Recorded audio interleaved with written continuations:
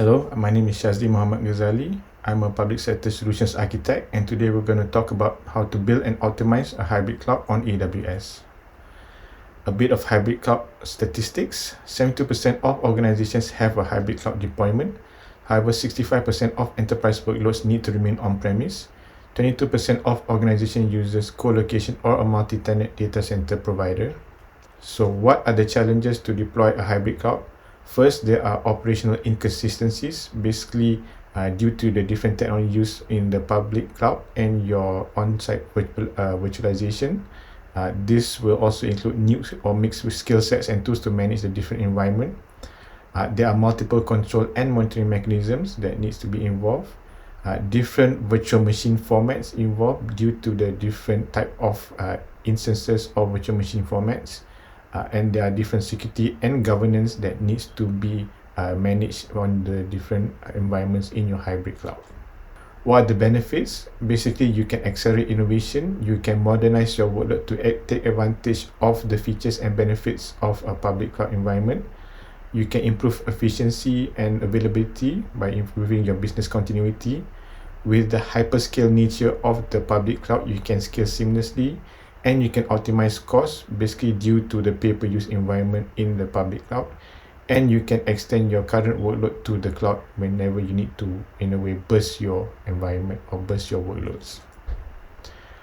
A bit of the cloud continuum, where do you put all your workloads? So for most use cases, preferably you should be on your AWS region, closest to you. This is due to the multiple breadth and depth of services that is offered in our AWS regions. If you need low latency or local data processing and data residency environment, then we have options for you. If you want to have an on-premise hardware solutions based on AWS technologies, we have AWS Outposts. If you want to take advantage of a data center which is at the metro center closest to you, there are AWS local zones. If your applications require fast network or 5G networks, we have AWS Roofland for those compute environments. For a totally or a frequently disconnected environment, we have AWS IoT solutions involved, such as AWS IoT Greengrass and FreeRTOS.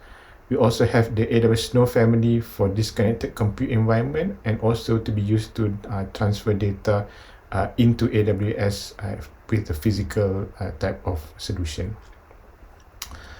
Now let's just talk about VMware Cloud on AWS. It is an integrated offering jointly developed by AWS and VMware. It delivers a highly scalable, secure, and innovative service that allows organizations to seamlessly migrate and extend their on-premise VMware vSphere environment to AWS. So basically, you can leverage your existing VMware investment, deploy a hybrid cloud without complexity, achieve operational consistency, and have enterprise capabilities. You can also take advantage of the native AWS services. It is based on Amazon EC2 bare metal infrastructure. It uses EBS. You can leverage on WAF. You can leverage on serverless applications such as Lambda, CloudFront, and even the managed database of AWS Aurora.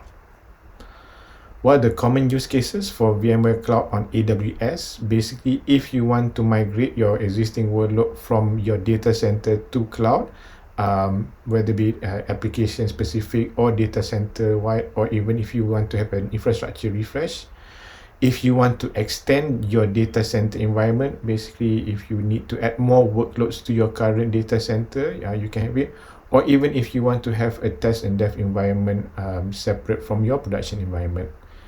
Or if you want to have a separate disaster recovery environment, basically from your primary to your secondary infrastructure. Or if you want to modernize your application, basically if you want to have a next generation application built up, or if you want to host your enterprise workloads. So what is it basically?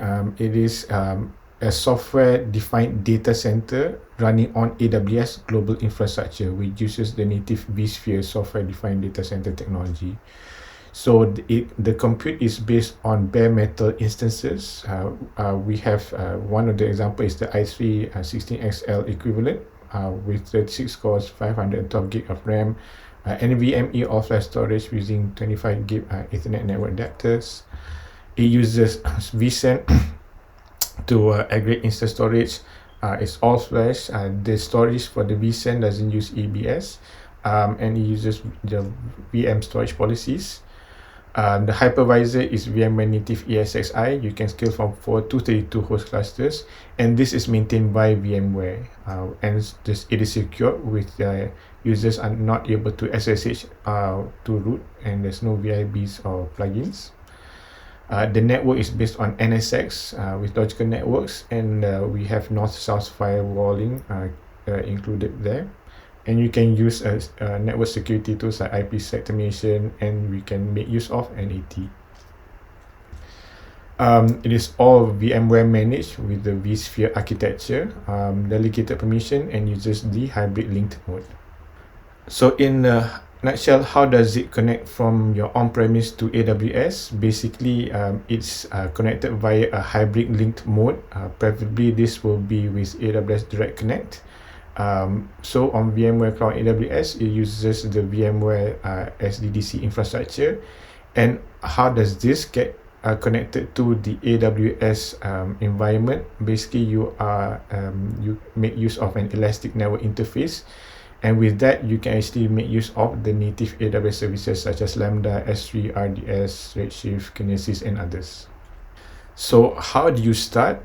Usually, customer starts with either backupping, archive, and disaster recovery to make their workload much more available, or they use this as the development and testing environment, which will be a separate environment from the production workloads. A lot of customers start off with web servers. Basically, they want to take use of the scalability of the public cloud environment, or they want to use like existing HR, payroll, and productive applications that's available on the cloud.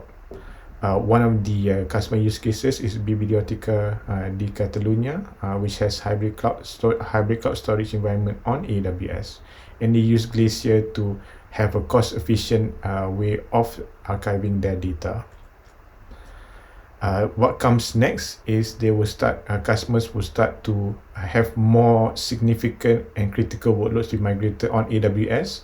Things like database and data warehouses, business intelligence, analytics, enterprise application, and even HPC. So the Portland School has migrated their ERP workloads to the cloud from their on-premise environment. And they get a much more increase in performance from 20 to 70%.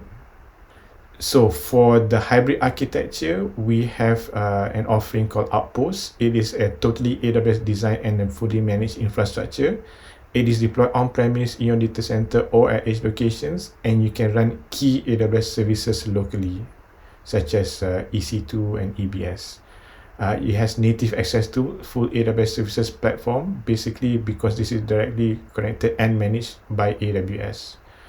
It has one consistent management place across on-premise and cloud, and you have a choice of AWS or coming soon, which is the VMware control plane, and is ideal for low latency and local data processing. What are the ideal workloads that you can use Outposts for? Things like if you want to have low latency telco operations. So if you are into the virtual network function or software-defined networking function, you can actually use Outposts. If you need legacy applications such as ERP applications, financial services such as high-performance analytics, content distribution, if you are into movie production, real-time inferences for outdoor sensor data, or if you want to use industrial automations and have workloads that need to be nearby your manufacturing facilities. What are the benefits? Basically, you can extend AWS to your on-premise environment, so it is like an extension of the AWS Cloud into your data center. You can have a choice of management planes coming soon via native or VMware Cloud. It is fully managed by AWS, so basically AWS will fully support and automatically manage and update Outposts as part of operations. And it can future-proof your infrastructure because it allows you to choose from a wide selection of compute, memory, and storage based on your needs. So next is how do we ensure security? So one of the way you want to ensure security of your environment is by identity federation. For example, if you have to, if you are using the SAML framework. So how does it work? First, your users will use the browser interface to actually log into AWS console. Basically, it will authenticate with your on-premise identity provider, and this will communicate with your LDAP identity store. When it is authenticated, it will return a SAML assertion, and this assertion will actually go to the AWS SSO endpoint, and your user will receive a temporary token called STS. This STS is validated, and once it's validated, you can access your AWS management console. How about for workloads, which is for AD aware or cloud workloads? So basically, you can have either authenticate with your on-premise Windows Server domain controller. You can also have a domain controller on AWS, either if you want to install it manually from EC2, or if you have a managed infrastructure by AWS called AWS Directories for Microsoft Active Directory, or also known as Managed Microsoft AD. So this is to authenticate workloads on the AWS environment. Next, how do we do or make use of a hybrid storage infrastructure? So we have a solution called AWS Storage Gateway. What this does is that we have an appliance that is installed on-premise, and with this you can make use of the AWS native storage on AWS. So this gateway appliance can actually present in different formats on-premise. So it can be like NFS or network file system, or SMB or samba share, as a network NAS type of access to your client operating systems. It can also be presented as a volume via iSCSI. So if you want to have things like snapshots or things, you can actually use this as a way to back up your your volumes to cloud. Or if you are using an enterprise backup solutions, you can use the gateway appliance to present it as an iSCSI virtual tape library. On the AWS side, we have a storage gateway managed service, and this will actually route your data to the S3 family. So it can be all the way from the production or the standard S3, archiving with S3 Glacier, or if you want to have more cost-effective archiving, we can have it as an S3 Glacier Deep Archive, and you can have it as a snapshot to your EBS or Elastic Block Store. And all this is natively backed up on AWS using the AWS backup services. And all these services is integrated with IAM, KMS, CloudTrail, and CloudWatch services to ensure security. How about connectivity options? If you want to access your workloads, you can access it via the public IPs to have access it from the internet. You can also present them as elastic IPs. So these IPs are attached to your applications, and if you need to move this application from one instance to another, you can actually move this elastic IP to the different instances. In terms of data transfer, it is charged from data egress out of AWS. If you want to have a secure communications to your on-premise environment from AWS and vice versa, we have VPN or virtual private network, which uses IPsec authentication and encryption.